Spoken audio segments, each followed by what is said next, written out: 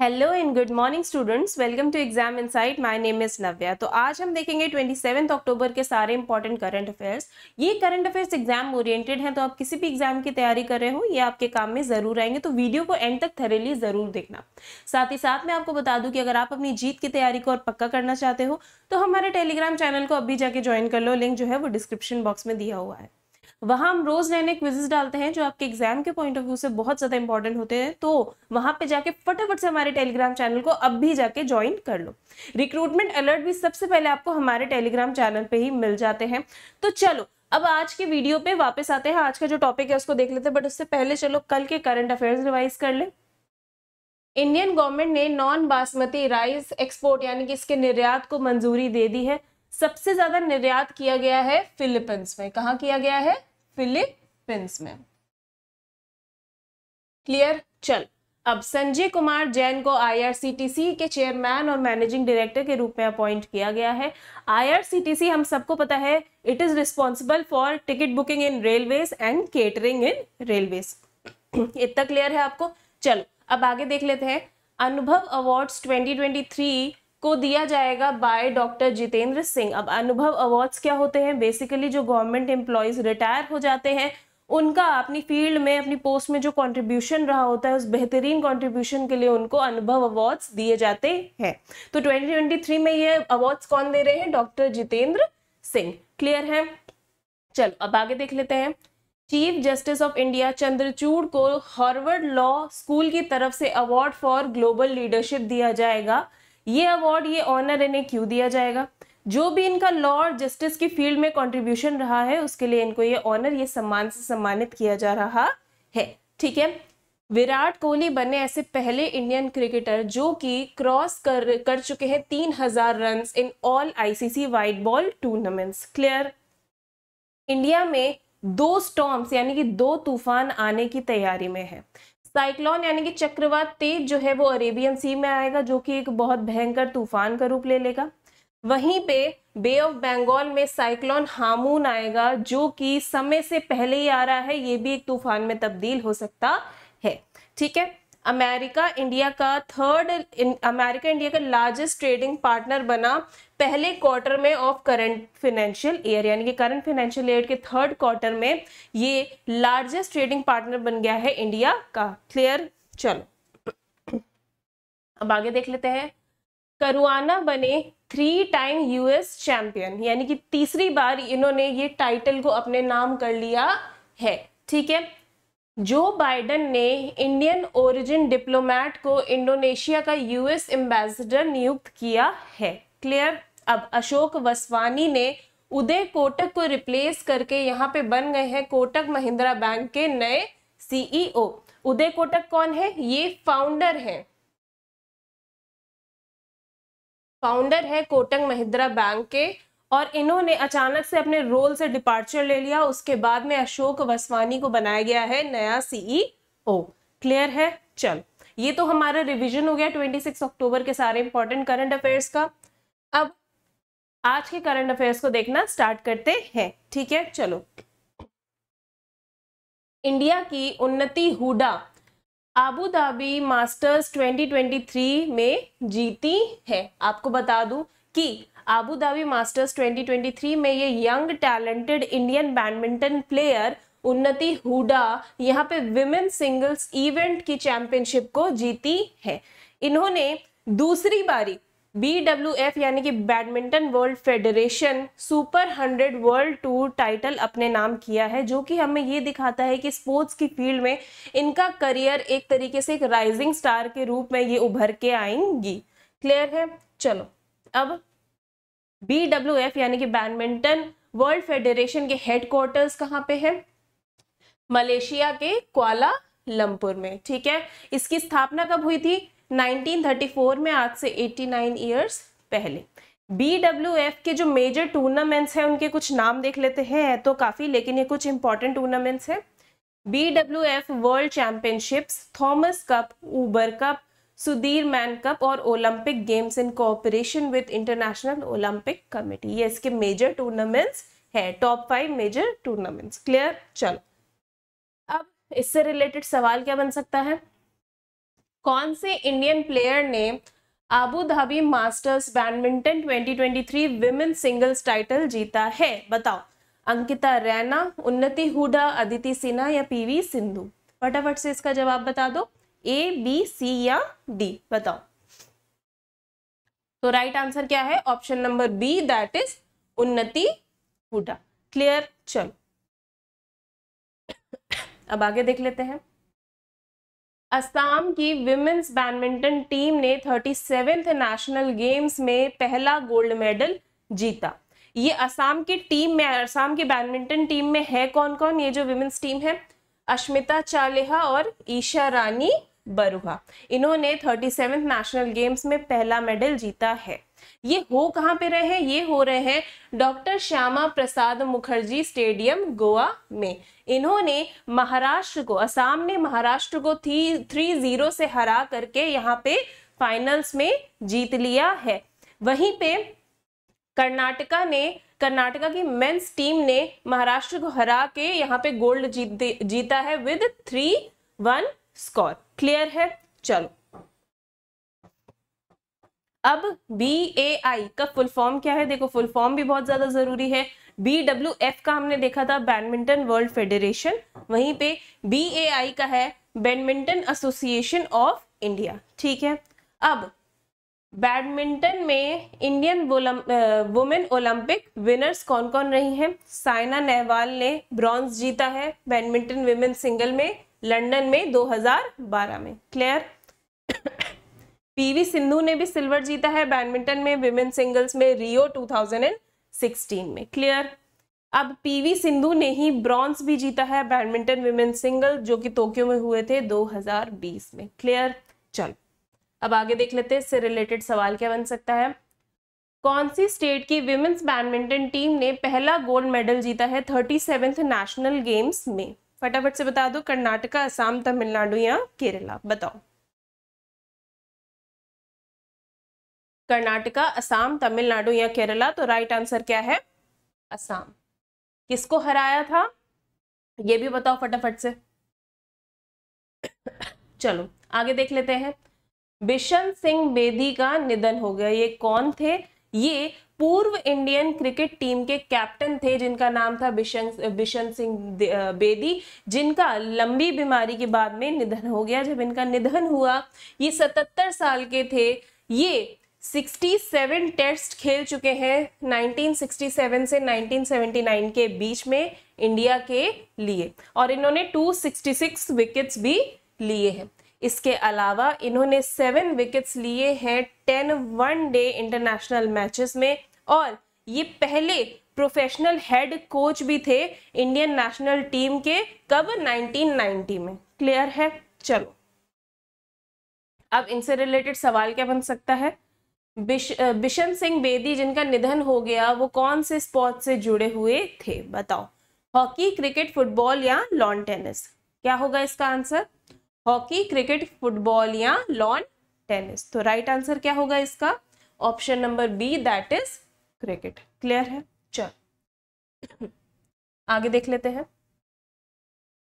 Special tiger protection force को मंजूरी दे दी गई है अरुणाचल प्रदेश के द्वारा। अब देखो ये हमारा एम्प्लॉयमेंट में यानी कि रोजगार देने में लोगों को ये बहुत ज्यादा काम कर सकता है। कैसे?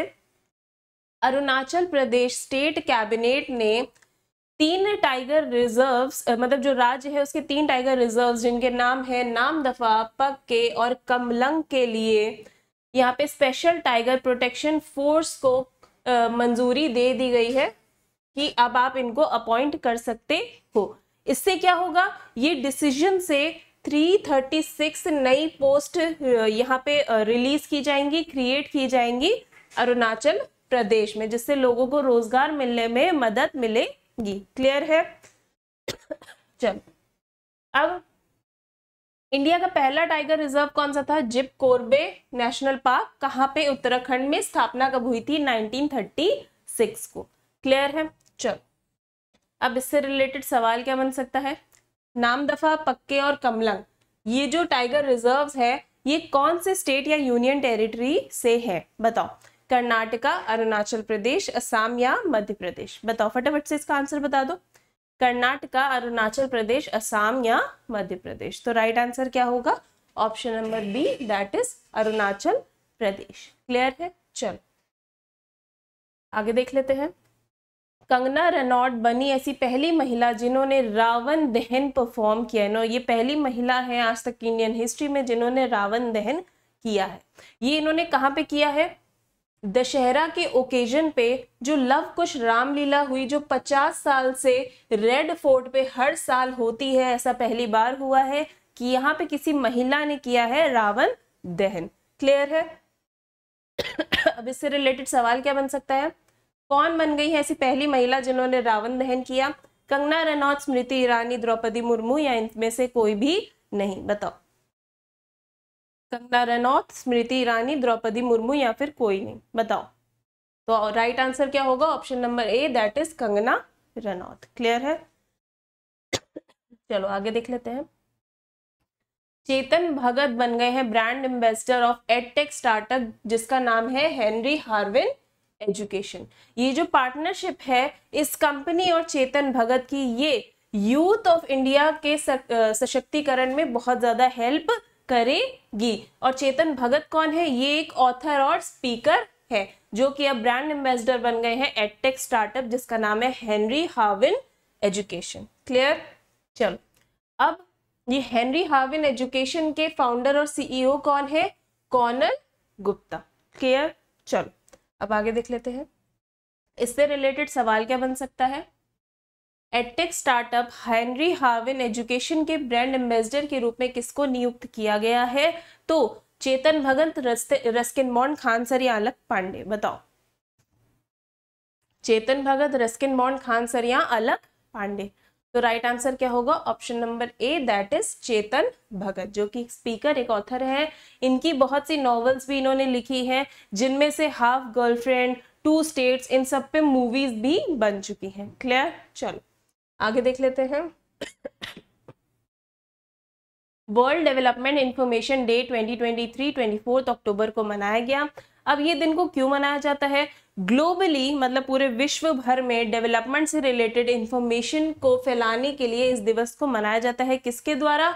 यूनाइटेड नेशंस के द्वारा। इसको मनाना इसलिए भी बहुत ज्यादा जरूरी है कि ग्लोबली आपस में जो एक दूसरे का सहयोग है, कोऑपरेशन है, उसको बढ़ाया जा सके। इसकी स्थापना कब हुई थी इस दिन की? 1972 में। किसके द्वारा मनाया जाता है? यूनाइटेड नेशंस के द्वारा। क्यों मनाया जाता है? जिससे कि ग्लोबली डेवलपमेंट की इंफॉर्मेशन को फैलाया जा सके। ठीक है? चलो, जो भी दुनिया भर में इश्यूज हैं डेवलपमेंट से, विकास से रिलेटेड, उनके बारे में इस दिन में बात की जाती है। बताओ, वर्ल्ड डेवलपमेंट इंफॉर्मेशन डे 2023 कब मनाया गया? 24 अक्टूबर, 25 अक्टूबर, 26 अक्टूबर या 27 अक्टूबर? बताओ इसका आंसर।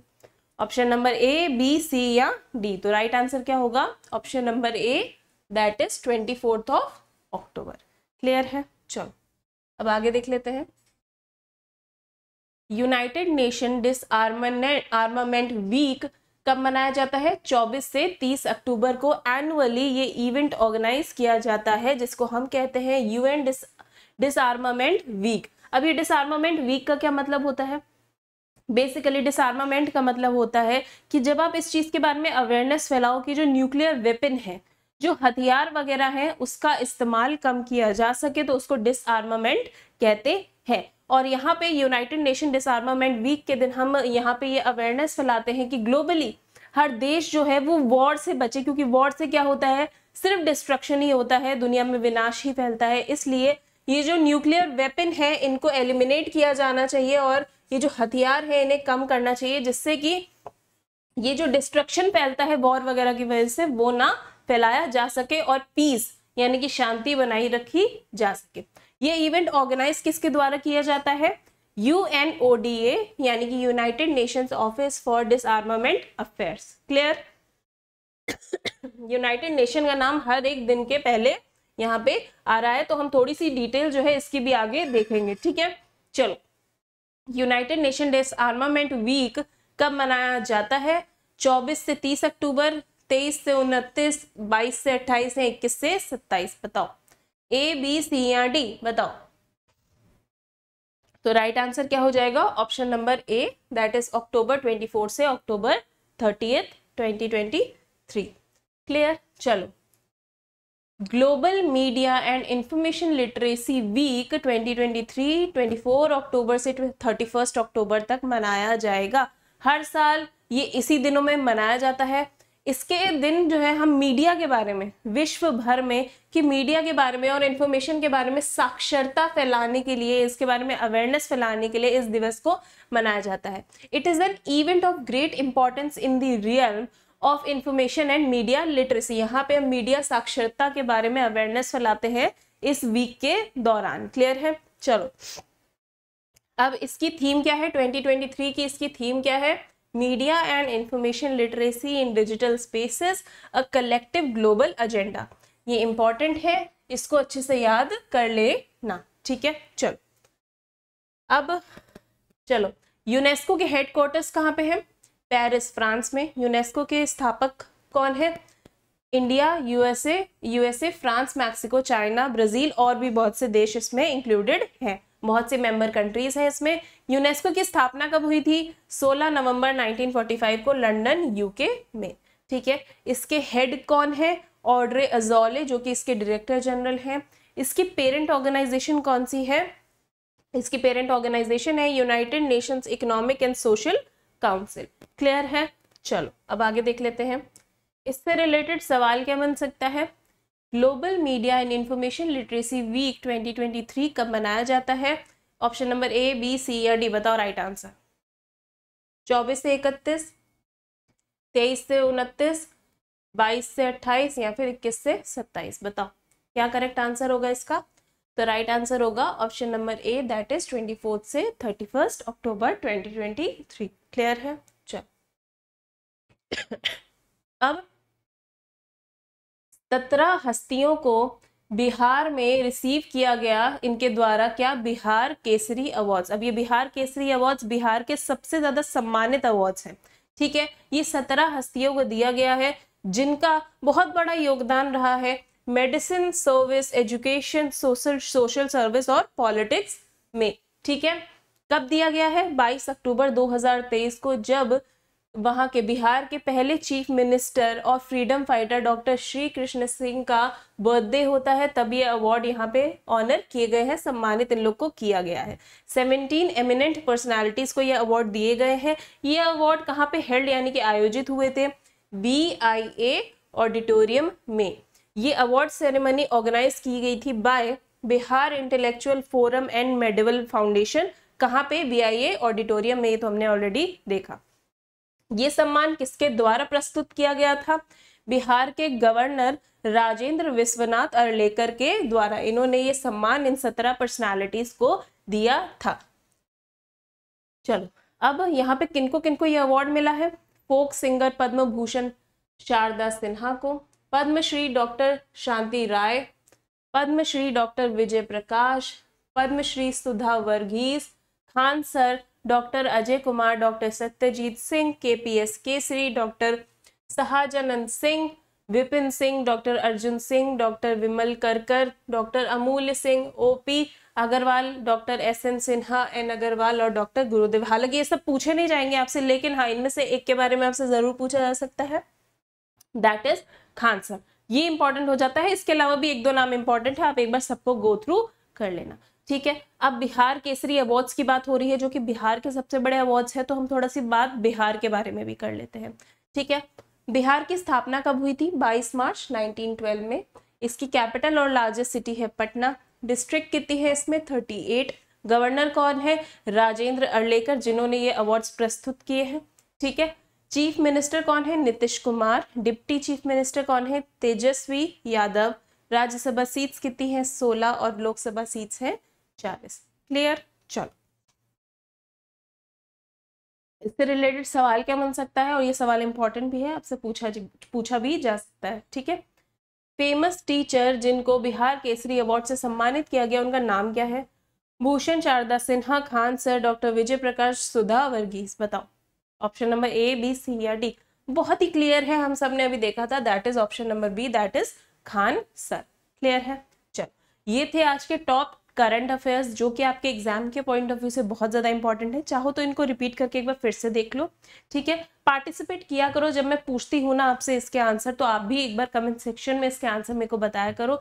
इससे क्या होता है कि मैम को पढ़ाने में भी मजा आता है जब स्टूडेंट की तरफ से ऐसे रिस्पॉन्स देखने को मिलता है, ठीक है। चलो अब अपना होमवर्क देख लो, जिसका आंसर आपको मुझे कमेंट सेक्शन में बताना होगा। ये मैं आपको कल पढ़ा चुकी हूँ, ठीक है। अभी हमने रिवीजन में भी इनको देखा, लेकिन चीटिंग नहीं करनी, याद है कि नहीं एक बार देखो। गलत भी बताओगे कोई बात नहीं, लेकिन जिसका सही होगा उसको मैं लाइक दूंगी, ठीक है। IRCTC के चेयरमैन और मैनेजिंग डायरेक्टर के रूप में किसको अपॉइंट किया गया? नितिन पांडे, राहुल नवीन, संजय कुमार जैन या विजय राघवन। अनुभव अवार्ड्स 2023 किसके द्वारा प्रस्तुत किए गए? स्मृति ईरानी, अमित शाह, डॉक्टर जितेंद्र सिंह या फिर ओम बिरला। फटाफट से इसके आंसर, ये आपका होमवर्क है, मुझे कमेंट सेक्शन में बताओ। वीडियो इन्फॉर्मेटिव लगा हो लाइक शेयर कमेंट सब्सक्राइब सब कर देना। Now this is me Navya signing off. मिलती हूँ आपसे अपने नेक्स्ट वीडियो में। Children watch children, bye bye, take care.